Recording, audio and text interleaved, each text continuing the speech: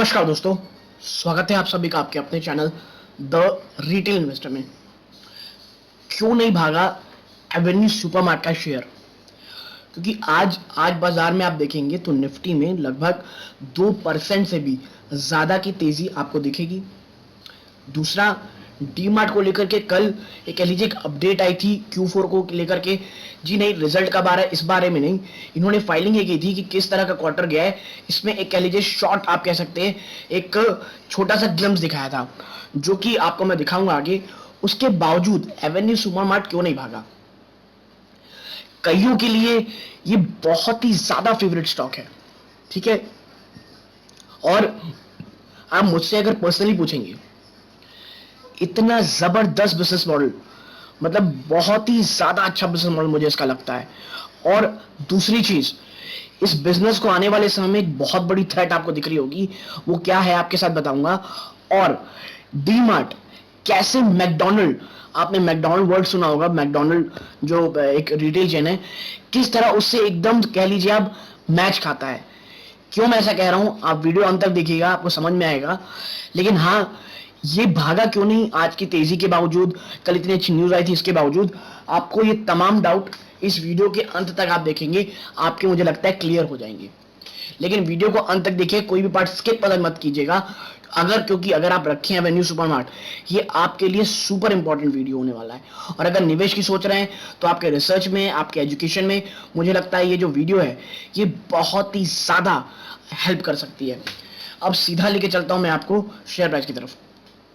देखिए, 0.61% की सिर्फ तेजी आई है एवेन्यू सुपरमार्ट में। आज बाजार जहां निफ्टी 2% से भी ज्यादा की तेजी दिखाते हुए 18,000 से ऊपर की आप कह लीजिए क्लोजिंग दिया है। और देखिए 18,000 ना बहुत बड़ा हडल था इसके लिए, तो 18,000 की क्लोजिंग देना एक बहुत ही इंपॉर्टेंट बात है, ठीक है। अब देखिए, मैं बात करूंगा आपसे कि भाई प्रॉब्लम क्या है इसकी, ये क्या न्यूज निकल के आई थी, पहले ये दिखाता हूं। देखिए, DMart revenue rises 17.8% year on year in March quarter. जो मार्च क्वार्टर आने वाला है उसमें डीमार्ट का जो रेवेन्यू है वो 17.8% ईयर ऑन ईयर बसा है। दोस्तों याद रखिएगा, ईयर ऑन ईयर बात कर रहा हूं मैं, क्वार्टर ऑन क्वार्टर बात नहीं कर रहा हूं, इसलिए ये कोई बहुत मिराकुलस जंप नहीं है, याद रखिएगा। और सेल्स के फ्रंट में तो कोई प्रॉब्लम ही नहीं थी रेवेन्यू को। प्रॉब्लम हमें ये देखना है अगर जब आगे आएगा इसकी बॉटम लाइन में, जो इनके कह लीजिए मार्जिन है वो किस तरह से आ रहे हैं, जो खर्चे हैं इनके वो किस तरह से कंट्रोल करके रखे हैं। इसलिए इससे जरा सा भी कह लीजिए पॉजिटिविटी या खुश होने की जरूरत बिल्कुल भी नहीं दिखती मुझे, ठीक है। अब देखिए क्या है report. The stand alone revenue stood at ₹8,606 crore in Q4 March quarter, यानी जो मार्च क्वार्टर है उसमें स्टैंड अलोन जो रेवेन्यू है वो 8,606 करोड़ है।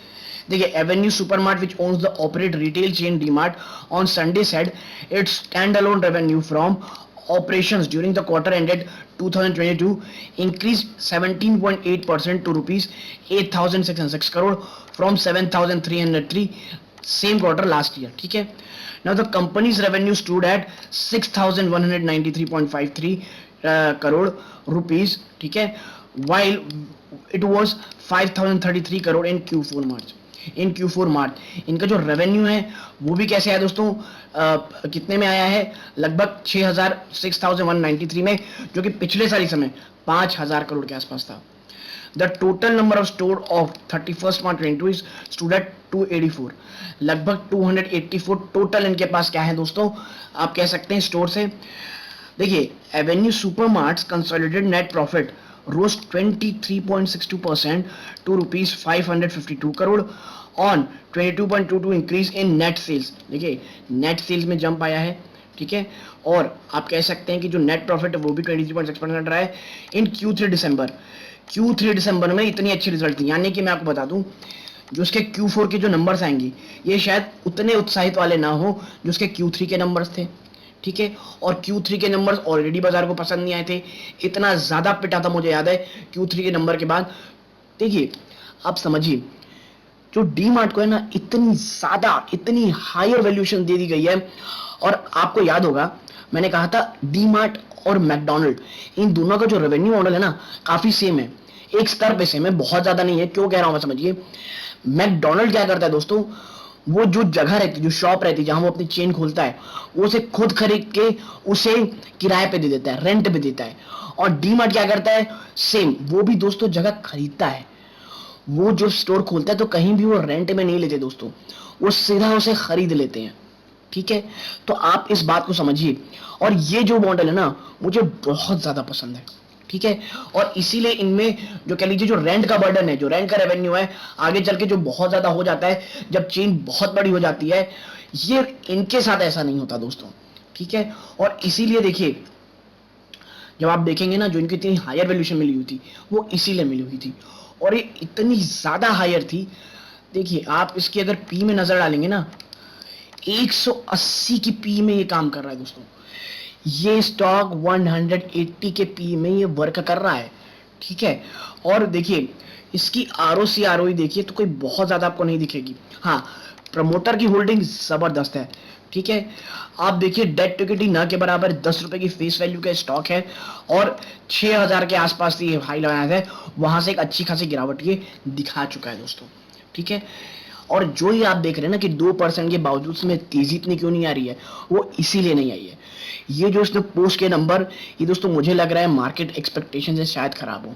और लेकिन मैं आपको एक चीज बता दूं, अगर जब ये रिजल्ट आएंगे और अगर एवेन्यू सुपरमार्केट स्टॉक अगर गिरते हैं, अगर ये गिरता है उससे पहले काफी, तो मुझे लगता है वहां से बढ़ोतरी होने के चांसेस ज्यादा रहेंगे दोस्तों, क्योंकि पिछले काफी लंबे समय से एवेन्यू सुपरमार्ट में आप गिरावट ही देख रहे होंगे। देखिए बिजनेस मॉडल में कोई भी प्रॉब्लम नहीं है, लेकिन जिस तरह से आप देख रहे हैं ना, ऑनलाइन ऑनलाइन खरीदारी, कह लीजिए बिग बास्केट हो गया, आप देख रहे होंगे अब तो फ्लिपकार्ट भी ग्रोसरी पे कर रहा है, और ये तमाम चीजें जो हो रही हैं, प्लस ये सब चीजें ऑनलाइन जो शॉपिंग है, जो ग्रोसरी आइटम है, उनकी खरीदारी के बाद जो डिस्काउंट है, जो एवेन्यू सुपरमार्ट या कह लीजिए डी मार्ट की यूएसपी हुआ करती थी, वो पावर अब धीरे धीरे छिनती जा रही है दोस्तों। ठीक है, और वो अब जो इतनी सारी ग्रोसरी आइटम के लीजिए अमेजॉन भी ला रही है, बिग बास्केट, ये सब इतना ज्यादा डिस्काउंट दे रहे हैं दोस्तों, इसके सामने जो फ्यूचर है वो बहुत ज्यादा कह लीजिए डगमगा रहा है डीमार्ट का। और खास करके इतनी हायर वैल्यूएशन, ये तो कतई भी आप कह लीजिए डिजर्व नहीं करता करंट मार्केट प्राइस में।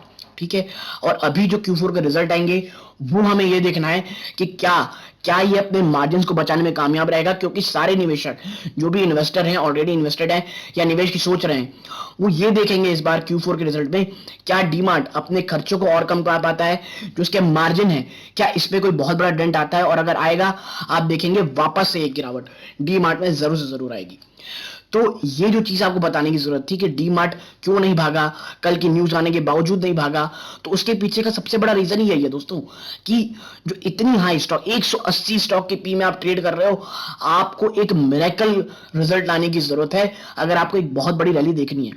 लेकिन देखिए अगर ये गिर तो चुका है पिछले क्वार्टर से, इस बार अगर थोड़ी बहुत और गिरावट हो जाती है, कह लीजिए 4000 को तोड़ करके नीचे जाता है, ठीक है, तो वहां से थोड़ा ऊपर जाने के चांसेस शॉर्ट टर्म में मुझे ज्यादा लगते हैं। लेकिन देखिए ये इतने महंगे स्टॉक लेना फॉर अ लॉन्गर टर्म मुझे नहीं पता, लेकिन हाँ अगर आपको लेना है आप थोड़ी बहुत अपने स्टॉक में डाल सकते हो, क्योंकि फंडामेंटली कोई इशू नहीं है।